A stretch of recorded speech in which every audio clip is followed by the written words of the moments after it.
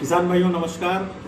आज हमारे बीच उपस्थित हैं पूर्व बांदा जिले के पूर्व जिलाधिकारी रह चुके और हमारे पूरे देश में मॉडल विलेज का कॉन्सेप्ट लेकर के और पूरे देश के गांवों का विकास करने के लिए आपने एक रोड मैप तैयार किया है। और चूँकि आप इस समय अपने नेशनल हेल्थ मिशन में असिस्टेंट डायरेक्टर भी हैं और ये पूरे जो गांव के प्रति आपकी सोच है, हम देख रहे हैं कि इस समय पूरे हमारे प्रदेश में, उत्तर प्रदेश में ग्राम पंचायत के चुनाव होने वाले हैं। ग्राम पंचायत के चुनाव में ज़्यादातर लोग परिवार की बात या भाई भतीजा मिल करके उसका जो ग्राम स्वराज है, जो गांव का मॉडल है, उसमें कोई बिंदु नहीं रखते, कोई मैनिफेस्टो नहीं रखते हैं कि जिनको गोल रख करके वो 5 वर्ष काम करें और अपने गांव को विकसित करें। तो आज अवसर भी कुछ ऐसा है कि सर ने जो मॉडल विलेज का कॉन्सेप्ट दिया है और 25 बिंदु उसमें अपने मैनिफेस्टो में बताए हैं सर ने कि उन 25 बिंदुओं पर कार्य करके हम अपने गाँवों को मॉडल विलेज बना करके और बहुत अधिक विकसित कर सकते हैं। तो हम सर से निवेदन करेंगे कि ऐसे समय पे जो भी लोग ग्राम पंचायत के चुनाव में भागीदारी कर रहे हैं वो अपना मैनिफेस्टो बना करके और सर के जो बिंदु हैं उसमें शामिल करके और तो हम सर से निवेदन करेंगे कि उन बिंदुओं में जो की पॉइंट है कैसे हम इस मॉडल विलेज के सपने को साकार करेंगे, आप इस पर कुछ प्रकाश डालने की कृपा करें सर। देखिए, गांव में मैं खुद ही गांव का रहने वाला हूं, प्राइमरी से पढ़ा हूं, तो मुझे गांव के बारे में अच्छी जानकारी है। एक्चुअली जो सबसे बड़ी समस्या है गांव की कि गांव में विकास का जो मुद्दा है वही नहीं पता है। तो जो हम लोगों का ये गांव घोषणा पत्र है, इसमें हम लोगों ने 25 मुद्दे लिखे हैं कि गांव का विकसित करना है तो क्या होना चाहिए। गांव साफ सुथरा हो, गांव का हर व्यक्ति पढ़ा हो, गांव का हर आदमी की कमाई बढ़ जाए, गांव में कोई विवाद ना हो, गांव का स्थापना दिवस मनाओ।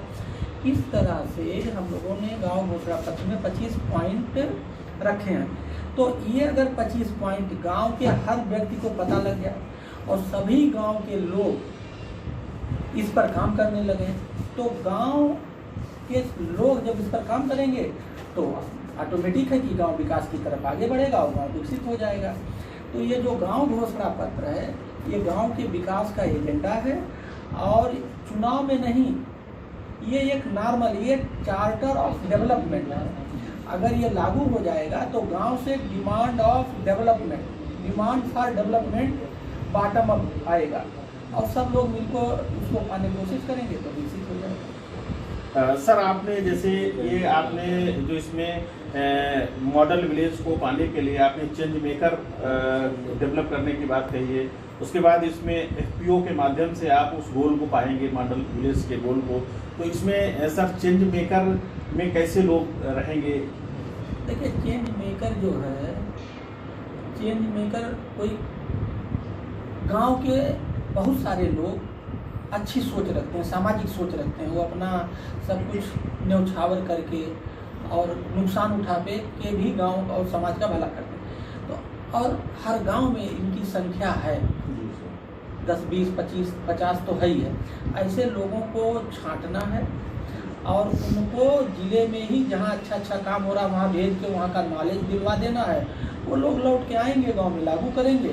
तो इससे गांव के विकास की जो यात्रा है, जो मॉडल गांव बनने की यात्रा है, वो शुरू हो जाएगी। इसमें कोई बहुत ज़्यादा लागत है नहीं। तो चेंज मेकर का मतलब गांव में ऐसे व्यक्ति जो सामाजिक काम में रुचि लेते हैं और जो सामाजिक काम करना चाहते हैं, उनको हम लोग सेलेक्ट करेंगे और उनको बेस्ट प्रैक्टिस पर भेज के उनका नॉलेज अपग्रेड करा देंगे, सीख के आएंगे और गाँव में लागू करेंगे और गाँव विकास की तरफ चल पड़ेगा, दौड़ पड़ेगा। सर, जैसा कि हम इस समय देख रहे हैं कि जैविक खेती का बहुत ज़्यादा जोर दिया जा रहा है, जबकि इससे पहले सरकार ने मॉडर्नाइजेशन के नाम पे इंसेक्टिसाइड, पेस्टिसाइड, फर्टिलाइज़र, मैकेनाइजेशन भी बहुत किया है। तो कहीं ना कहीं से आज हम देख रहे हैं कि जैविक खेती की तरफ हम आगे बहुत से चला रहे हैं प्रोग्राम। आप जैविक खेती, इसमें जो पशु संरक्षण विषय पे आप क्या कहना चाहेंगे कि जैविक खेती के गोल को कैसे पाया जाए, और क्या जो पशु संरक्षण की बात जो चल रही है इसमें आपका क्या विचार है? ये जो जैविक खेती है ये कोई नई खेती नहीं है। पुराने ज़माने में 20 साल पहले हम लोग गोबर की ही खाद पे खेती होती थी, केमिकल बहुत कम था। धीरे धीरे गोबर की खाद, जिसको ऑर्गेनिक कहते हैं, वो कम होता गया और केमिकल का खाद हो, तो कहते हैं ना साइकिल घूमता रहता है, ठीक है। अब फिर ऑर्गेनिक का ज़माना आ गया है, और जब ऑर्गेनिक खाद चाहिए, क्योंकि आदमी कॉन्शियस हो गया है, क्योंकि ये जंगल और ज़मीन जो 3 चीज़ है, जल जंगल ज़मीन, ये जो केमिकल हम लोग यूज कर रहे हैं उसका विपरीत प्रभाव पड़ रहा है। तो अब मोटा मोटा सबके समझ में आ गया है कि ये विपरीत प्रभाव को कम करना है तो हमें ऑर्गेनिक फार्मिंग पे जाना पड़ेगा। ऑर्गेनिक फार्मिंग का मतलब हमें गोबर चाहिए, और जब गोबर चाहिए तो हमें जानवरों की संख्या बढ़ानी पड़ेगी, और जानवर में चाहे वो भैंस हो चाहे आपकी गाय हो, और इन्हीं के मार्फत हमें वो मिलेगा। तो इसके लिए बहुत सारे रिसर्च हो रहे हैं। जैसे अभी हम गुजरात गए थे, वहाँ हमने एक बायोगैस प्लांट देखा। एक डॉक्टर भरत पटेल जी हैं, उनका बायोगैस प्लांट एशिया का सबसे बड़ा प्लांट। वो कहते हैं हम ब्लैक रिवॉल्यूशन लाएंगे, और 1 किलो गोबर से हम 100 रुपये, 1 किलो गोबर की कीमत हम 100 रुपया कर देंगे। और वो अपने गांव के 25-30 जहाँ प्लांट है 25-35 गाँव से गोबर ट्राली से मंगाते हैं और उसको प्रोसेस करते हैं। और उस मॉडल को पूरे देश में कई जगह लागू हो गया। अभी मेरी बात हुई, आज ही बात हुई है, यूपी में भी ये जो कान्हा उपवन है, उत्तर प्रदेश सरकार ने उनके साथ समझौता कर लिया, वो वाला मॉडल यहाँ रिप्लिकेट होने जा रहा है। तो अब ये धीरे धीरे इस तरह से जो गोबर से हम लोग पैसा नहीं कमा पाते थे, अब वो भी टेक्निक और जानकारी आ गई है। गोबर से पैसा जब मिलने लगेगा तो सब गोबर के जो गोबर है और जो हमारी इस तरह की गाय गौ माता है या भैंस है, जानवर हैं, उनकी भी संख्या बढ़ाएंगे। सर, आप अभी जैसा कि खेती में मार्केटिंग के बारे में हमारे समाज में जागरूकता नहीं थी, ग्रामीण समाज में जागरूकता नहीं थी, अब ये FPO बनने जा रहे हैं। FPO पर हमारी सरकार का बहुत जोर है। इसके साथ साथ आप देख रहे हैं कि जो मौजूदा कानून, कृषि कानून आया है, तो आप इसमें क्या महसूस करते हैं कि ये मौजूदा कृषि कानून कहाँ तक उन गोल को पा पाएगा, ग्रामीण विकास में सहयोग मिल पाएगा? देखिए, कानून बनाया क्यों जाता है, कानून को अमेंड क्यों किया जाता है? इसीलिए किया जाता है कि ज़्यादा से ज़्यादा फायदा हो। हम वेलफेयर स्टेट हैं, तो कानून जो बनाया जाता है या कानून को अमेंड करके और अच्छा बनाए, उसका मकसद ही है वेलफेयर ऑफ द सोसाइटी। तो और जब कानून नहीं रहता है तो वेलफेयर उतना अच्छा नहीं हो पाता है। तो कानून बनाना का मतलब ही है किसानों के फायदे की बात, तो किसानों का फायदा होगा ही। और समय समय पे कानून में बदलाव होते रहना चाहिए, क्योंकि जितना भी परिवर्तन होता है उस परिवर्तन को समाहित करने के लिए अमेंडमेंट होते भी रहना चाहिए, और होता भी रहता है। तो कानून तो हमेशा फायदे का ही विषय होता है। अच्छा, मान लीजिए अगर कहीं कोई चीज़ दिक्कत आएगी तो उसको जो अनुभव होगा उसी के अकॉर्डिंग फिर आदमी बदलाव करके, अगर कोई मान लीजिए उसे कहीं कोई दिक्कत है तो बदलाव करके उस दिक्कत को दूर कर देते हैं। तो ये कोई बहुत बड़ी बात नहीं, तो फायदे का ही काम होता है। अब ये संविधान प्रदत्त बात है, संविधान ही कहता है कि समाज के वेलफेयर को देखने के लिए, बढ़ाने के लिए कानून बनाइए। और जब कानून बनता है, अगर उसमें मान लीजिए कोई बात होती भी है तो अमेंडमेंट भी होते रहते हैं, खूब अमेंडमेंट होते हैं, तो अमेंड कर लेते हैं लोग। तो मुझे तो मेरा तो यही विचार है। सर, जैसा कि आप जानते हैं कि इन लक्ष्यों को पाने के लिए शिक्षा की बहुत ज़रूरत होगी, और जहाँ तक ग्रामीण क्षेत्र की बात आती है तो हम कृषि शिक्षा पर ज़्यादा उसकी तरफ ज़्यादा हम देखते हैं। तो क्या आपको लगता है सर, ये कृषि शिक्षा में भी कुछ ऐसे ग्रास रूट लेवल पे ऐसी चीज़ें खड़ी करने की ज़रूरत है? चूँकि आप देख रहे हैं कृषि विश्वविद्यालय बहुत कम है, वो कहीं ना कहीं से ग्रास रूट लेवल पे फार्मर्स को ट्रेनिंग को, उनको नेसेसिटीज़ को फुलफिल करने में सक्षम नहीं है। तो क्या आप उस पर भी सर आपका कोई मॉडल है कि एग्रीकल्चर एजुकेशन को कैसे आगे बढ़ाया जाए? देखिए, एग्रीकल्चर का जो एजुकेशन है वो 2 तरह का है, एक अनुभव के आधार पे है, एक थियरी के आधार पे है, और दोनों का मिक्स कर दीजिए, थियरी भी है, अनुभव। तो हमारे यहाँ जो खेती में लोग लगे हैं, काफ़ी लोगों का, मैक्सिमम लोगों का आधार खेती का वो अनुभव है। तो मैं तो ये कहूँगा कि हमारा हर किसान एक एग्रीकल्चर साइंटिस्ट है। थियोरेटिकल एग्रीकल्चर साइंटिस्ट नहीं है, वो प्रैक्टिकल एग्रीकल्चर साइंटिस्ट है।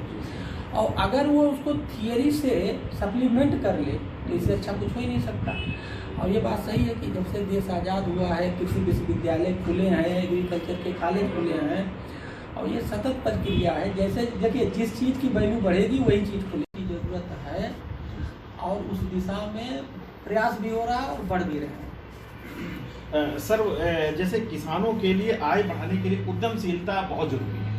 तो इंटरप्रेन्योरशिप कहीं ना, हमारे गाँव की वो हालात नहीं है कि हम गांव में जब भी उद्यमिता की बात करते हैं तो गांव में जो बेसिक नेसेसिटीज ही वह भी फुलफिल नहीं है।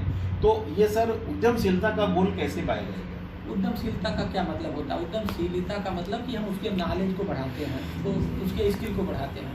बेसिकली उद्यमशीलता का मतलब कि उसका नॉलेज, उसको जो काम कर रहा है उसका वो साइंटिफिक अपडेटेड टेक्नोलॉजिकल सब नॉलेज हो जाए, तो उसको उद्यमशीलता उसकी बढ़ गई, इंटरप्रेन्योरशिप बढ़ गई।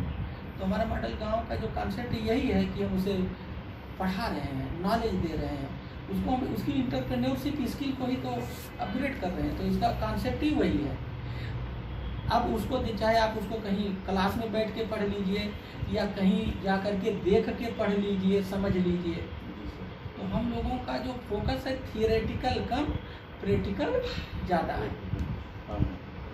सर, इसमें एक आइडिया रिसेंटली आ रहा है कि जैसे हमारे आईटीआई डेवलप किए गए, इंडस्ट्रियल ट्रेनिंग इंस्टीट्यूट्स, जो कि औद्योगिक प्रशिक्षण के लिए ये इंस्टीट्यूट डेवलप किए गए, जबकि एग्रीकल्चर सेक्टर हमारा बहुत भारी सेक्टर है।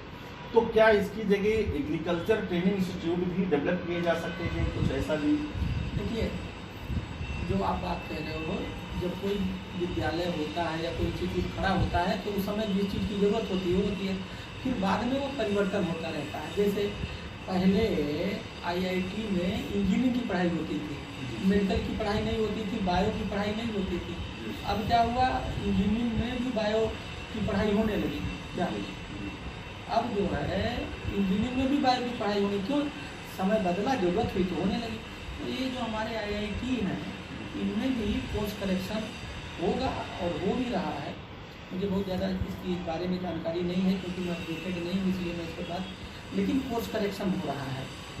कैसे हम अपने आईटीआई को प्रॉफिटेबल बनाएं, रिलीवेंट बनाएं, तो जो डिमांड है जब हम उधर जाएंगे तभी होगा। तो इसलिए आईटीआई में एग्री से रिलेटेड जिस स्किल की जरूरत है वहाँ भी हम अपग्रेड कर सकते हैं और करते भी हैं, और इस दिशा में परिवर्तन हो रहा है। मैं बहुत ज़्यादा इसलिए नहीं इस पर टिप्पणी कर पा रहा हूँ क्योंकि मुझे अपडेटेड नॉलेज नहीं है। सर, जैसे आप ग्राम स्वराज का आपका मॉडल है, आपने ग्राम स्वराज से इंस्पायर्ड होकर के आपने ये मॉडल विलेज की शुरुआत की। ये बहुत अच्छा है सर, क्योंकि वास्तविकता में ग्राम स्वराज से ही देश की जो सॉवरेनिटी है वो बनी रहेगी।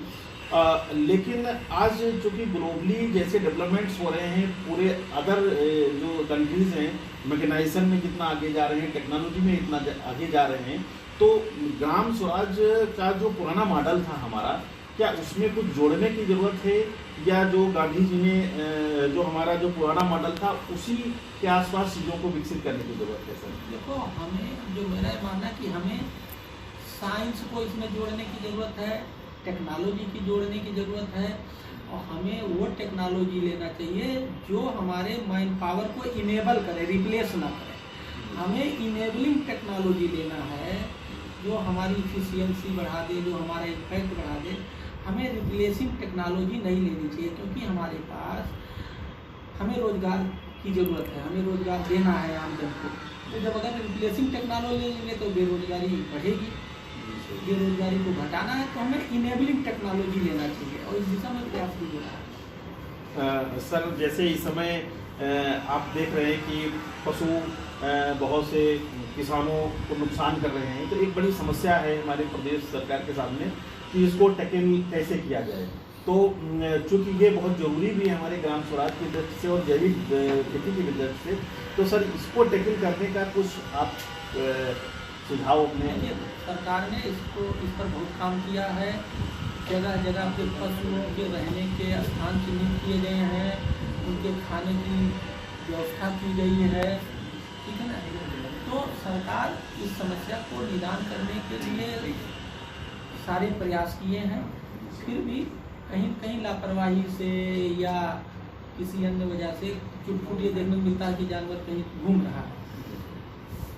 तो जो अभी हमने आपको बताया कि पशु के जितने भी हैं, जैसे उसका गोबर है, उसका मूत्र है, उसका दूध है, इससे कैसे इनकम और बढ़ाई जाए, इस दिशा में भी खूब प्रयास हो रहे हैं और खूब काम हो रहे हैं। लेकिन अभी जिस गति से इस दिशा में रिजल्ट आने चाहिए, मतलब एक तरह से लैब फील्ड में, जैसे अभी हमने आपको गैस वाली बात बताई, ये बहुत जल्दी ही ये इतना अच्छा हो जाएगा कि लोग गाय को छोड़ेंगे नहीं, भैंस को छोड़ेंगे नहीं, कहीं मिल जाएगा तो पकड़ के बांध लेंगे, क्यों, वो इनकम का साधन। तो इस दिशा में काफ़ी तेज काम हो रहा है, काफ़ी कुछ सफलता मिल चुकी है। जैसे मैंने अभी डॉक्टर भरत पटेल साहब जो गुजरात के हैं बताया, वो आकर के हमारे ज़िले में गोबर के काम कर रहे हैं। इस दिशा में प्रयास है, ये ट्रांजिशन फेज है, बहुत अच्छा रिजल्ट है और ये बहुत बेहतर है। Thank you sir. क्योंकि वो मॉडर्न विलेज से ही जुड़े कुछ बिंदु थे, तो उनको मैंने एड्रेस करने का प्रयास किया, पटल पर लाने का प्रयास किया, और ये बहुत ही अच्छा है। जैसा आपने कहा कि पढ़े नहीं, पढ़े पीएचडी नहीं, कढ़े पीएचडी, वास्तविकता यही है कि आज जैसा कि पेपर में हमें डिग्रियां मिल गई हैं और जब हम फील्ड में जाते हैं तो हमें कुछ नहीं आता है, बजाय उसके जो लोग फील्ड में काम कर रहे हैं, वो जो अनुभव हासिल कर रहे हैं, वो ज़्यादा महत्वपूर्ण है समाज के लिए, और उन्हीं को एड्रेस करने की ज़रूरत है सर। तो आप सर, आपने बिल्कुल सही विषय को चुन करके, और जैसा कि एफपीओ से भी बहुत फ़ायदा हो रहा है, आपने जो इंस्ट्रूमेंट मेन सेलेक्ट किया है इन गोल्स को पाने के लिए, एफपीओ का इंस्ट्रूमेंट आपने सेलेक्ट किया है, तो हम बहुत इसकी आपको बधाई देते हैं। और ये मॉडल बहुत अच्छा मॉडल है, और पूरे देश में आपके द्वारा जो ये रेस किया गया है वो निरंतर आगे बढ़ता रहे। आपने हमारे कुछ बिंदुओं पर प्रकाश डाला, आपका बहुत बहुत धन्यवाद। जय हिंद, जय भारत।